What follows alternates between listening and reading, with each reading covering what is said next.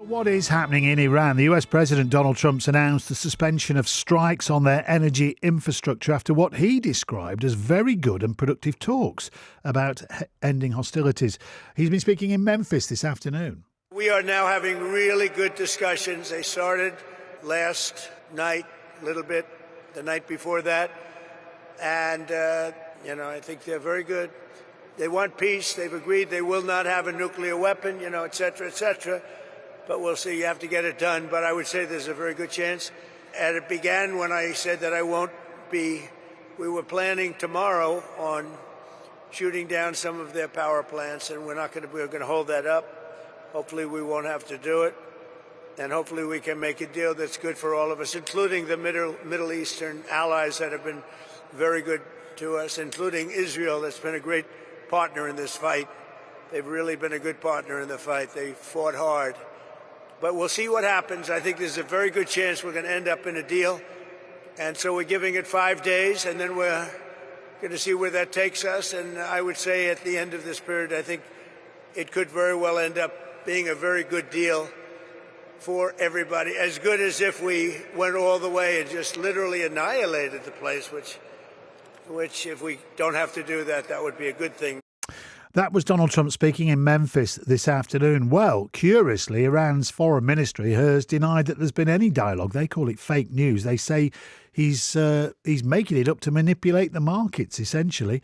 Donald Trump had issued a 48-hour deadline that would have expired tonight for the Iranians to reopen the Strait of Hormuz. He warned that he'd obliterate, as he referred to there, their power plants if they didn't do that. So the can's been kicked down the road for another 5 days. Let's get the thoughts of Gina Abercrombie-Winstanley, former president of the Middle East Policy Council and a distinguished fellow at the Atlantic Council. Gina, hello, welcome to the show. Thank you so much. Glad to be here. Yeah, well, we're forced to speculate again because nobody knows, but someone's mistaken here. Trump says they're negotiating and they say they're not. What do you think's happening?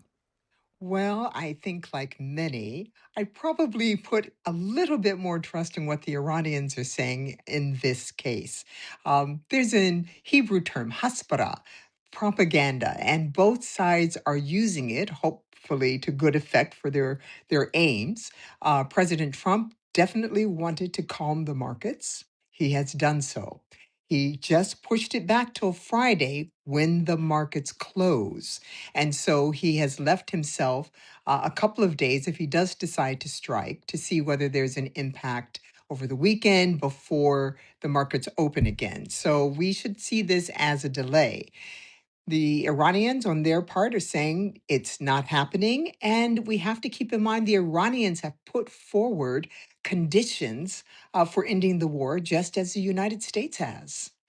So do we take this then as an impasse, as you've put there, or do we imagine that there are some back channels between the Iranians and the Americans?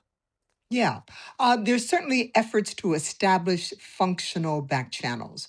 In addition to whatever the White House, and we've read that there has been a proposal from the American side to have talks with Ghalibaf, the Speaker of Parliament in Iran, and Vice President Vance, with the Turks acting as negotiators, rather mediators. And so that proposal is out there.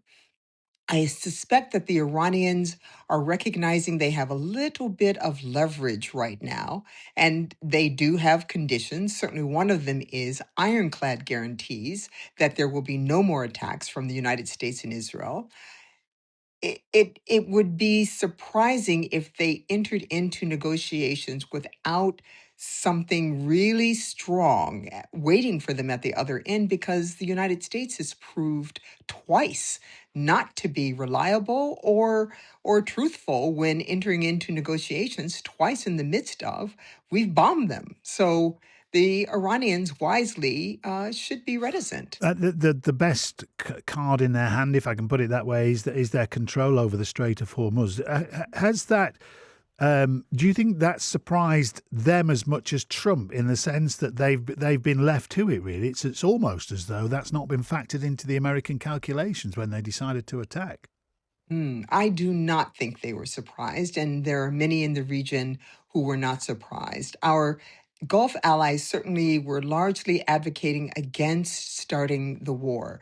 They understood very well that they would bear the brunt of the Iranian attacks because they host U.S. bases, because several of them are now allies of the Israelis, and therefore to be considered fair game. The Strait of Hormuz is one that has long been understood to be de facto under Iran's control, just based on geography. While the U.S. military has done a superb job of eliminating much of the Iranian Navy, much of their military capability, it has not wiped out all of it. And the ability, because where we are now, frankly, is asymmetric warfare. The Iranians cannot combat us on the same level that Israel and the United States, the two most powerful nations militarily in the world, the Iranians cannot compete. So where does all this leave us then, Gina, going forward? It's become quite obvious that if the Iranians continue to militarily control the Strait of Hormuz, then the world is in dire straits. And as we heard from our correspondent Lise Doucette in the news, you would imagine a lot of the Gulf states were talking to Trump over the past 24, 48 hours, saying if you go for energy infrastructure, they're going to come for ours. So who's got the advantage at the moment, and where does Donald Trump go next if the Iranians don't back down? I mean, I imagine he's assuming they will. Yes, he may well be assuming that, but this from the beginning has shown, unfortunately, a lack of expertise on Iranians, on Iran. Iran is not Venezuela.